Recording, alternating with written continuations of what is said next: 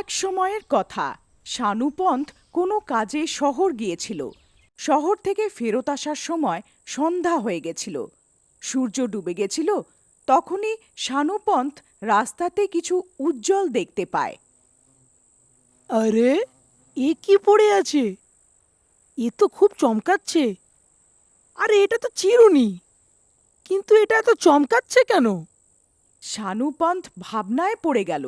তারপর সাহস করে চিরুনিকে উঠিয়ে নিল। আরে বাহ সানু, তোর তো লটারি লেগে গেল। এ তো সোনার চিরুনি। বাহ বাহ, লটারি লেগে গেল। আজ তো জানি না কার কপাল ফেটেছে যে এই চিরুনিটাকে এখানে ফেলে গেছে। শানুপন্থ খুব খুশি ছিল আর ওই চিরুনিকে উঠিয়ে ঘরে নিয়ে গেল। ওটা জাদুই চিরুনি ছিল। যেই ওই সোনার চিরুনি দিয়ে চুল আঁচড়াতো, ও সেই জাদুই শয়তানি চিরুনির দখলে চলে যেত। জাদুই শয়তানি চিরুনি নাম করা শাকচুন্নির ছিল, যে লোকেদের ফাঁসানোর জন্যে সোনার চিরুনিকে ছেড়ে দিত, আর সে লোভে এসে উঠিয়ে নিত আর নিজের চুল আঁচড়ে নিত। তো ওই শাকচুন্নির গোলাম হয়ে যেত। আরে, আজ তো আমার বউ খুব খুশি হয়ে যাবে। রোজ অভিযোগ করে যে আমি ওর জন্য কিছু নিয়ে যাই না। তারপর ঘরে পৌঁছে আরে ভাগ্যবান, ফুলমতি কোথায় আছো?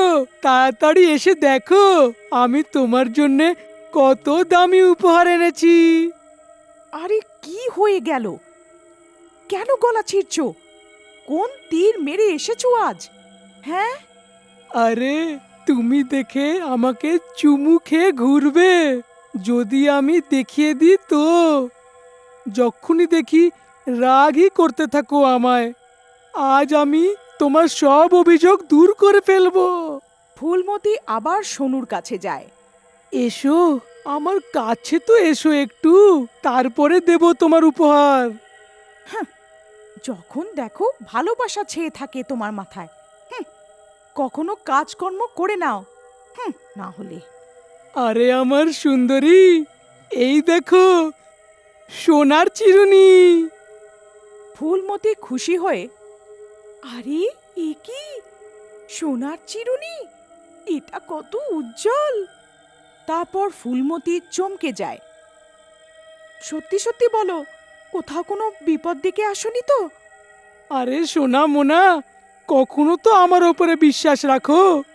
এই সোনার চিরুনি তো আমি রাস্তায় পড়ে থাকতে পেয়েছি যখন আমি ঘরে ফেরত আসছিলাম। আচ্ছা, তাহলে ঠিক আছে। এখন আমি সবাইকে জ্বালাবো। নিজের সোনার চিরুনি দিয়ে চুল আঁচড়ে গ্রামের সব বউ জ্বলবে আমার থেকে, দেখবে তুমি। হ্যাঁ, কিন্তু সামলে রেখো, সোনার কিন্তু এটা।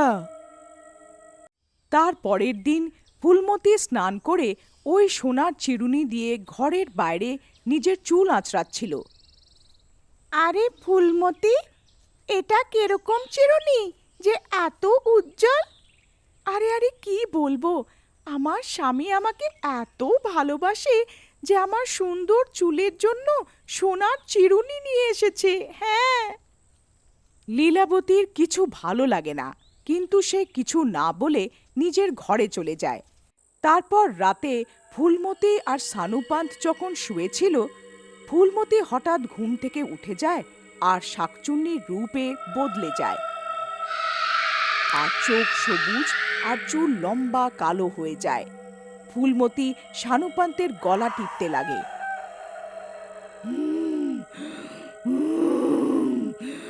আমার শিকার ছাড়ব না। সোনুপান্তের দম আটকাতে লাগে আর ওর ঘুম ভেঙে যায়। কিন্তু ও যেই ফুলমতিকে ওর গলা টিপতে দেখে, ওর চোখ ছানা বড়া হয়ে যায়। আরে সোনা মোনা, এ কি করছো? ছাড়ো আমাকে। আমাকে মেরে নিজেকে বিধবা বানাবে নাকি?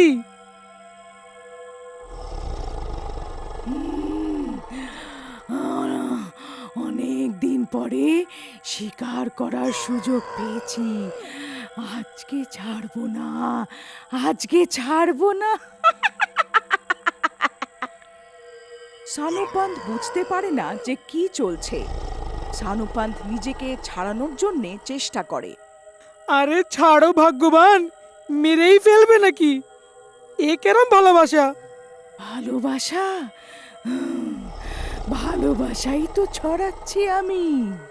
কোনোভাবে সানুপান্ত ফুলমতির থেকে নিজের প্রাণ ছাড়াতে পারে আর ঘর থেকে পালিয়ে যায়। আরে বাঁচাও রে, কেউ আমাকে বাঁচাও, আমি তো লুটে গেলাম, বরবাদ হয়ে গেলাম। আমার বউ তো শাকচুন্নি বেরোলো। আমি ওর জন্য সোনার চিরুনি আনলাম, আর বদলে ভালোবাসার বদলে আমাকে মৃত্যু দিচ্ছে। হায় রে আমার পোড়া কপাল।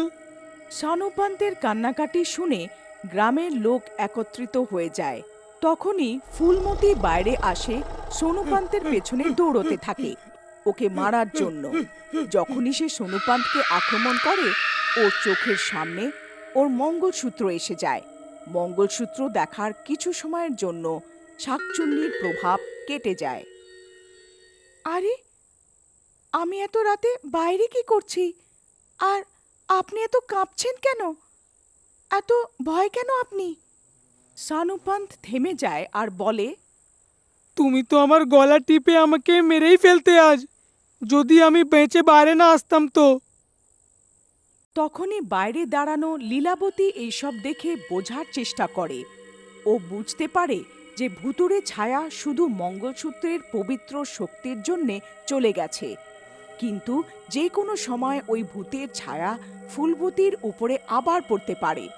লীলাবতী দৌড়ে সোনুপান্তের কাছে যায়। সানুপান্ত দাদা, আপনি ফুলমতির গলায় পড়া মঙ্গলসূত্র ওর চোখের সামনেই রাখুন, আমি এক্ষুনি আসছি। তারপর লীলাবতী দৌড়ে ফুলমতির বাড়ি যায় আর ওই সোনার চিরুনি নিয়ে আসে।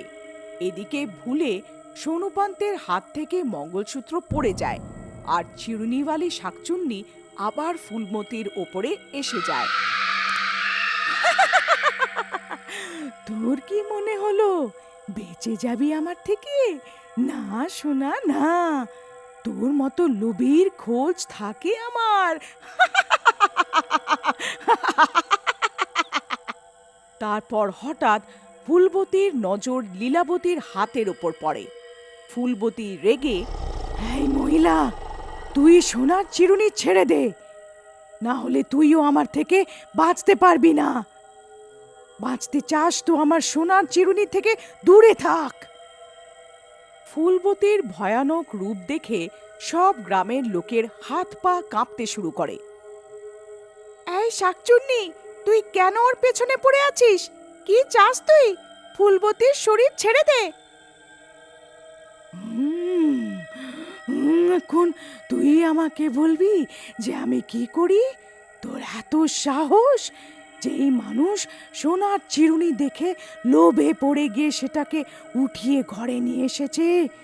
এখন ওর বউ আমার দাসী হয়ে গেছে। আরে শাকচুন্নি বোন, তোমার চিরুনি ফেরত নিয়ে নাও, কিন্তু আমার বউকে ছেড়ে দাও। আমি তোমাকে কথা দিচ্ছি, আজকের পর কোনোদিনও লোভ করব না। আমি কি করে মেনে নি যে লোভ করা ছেড়ে দিবি? আমার স্বামীও দিব্যি দিয়েছিল যে ও লোভ করা ছেড়ে দেবে। ওর সাথে আমার প্রাণের শত্রু হয়ে গেল আর আমার প্রাণ থেকে হাত ধুতে হলো।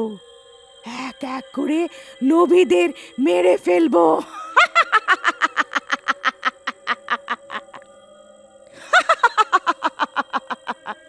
খুবই দুঃখের কথা, আমি তোমাকে কথা দিচ্ছি কোনোদিনও আর লোভ করব না, আর বাকি সবাইকেও তোমার এই কথাটা পৌঁছে দেবো। তারপর সব গ্রামের লোকেরা মিলে শাকচুন্নির গুলাম ফুলবতীর থেকে ক্ষমা চায় আর দিব্যি দেয়। আরে তুমি তোমার চিরুনি নিয়ে নাও আর ফুলমতির শরীর ছেড়ে চলে যাও। সোনুপান তার গ্রামের লোকেদের কথায় সত্য দেখে ওই শাকচুন্নি নিজের চিরুনি নিয়ে নেয়। সবাইকে শিক্ষা দিয়ে ফুলবতীকে মুক্ত করে দেয় আর রাতের অন্ধকারে কোথাও ছুমন্তর হয়ে যায়।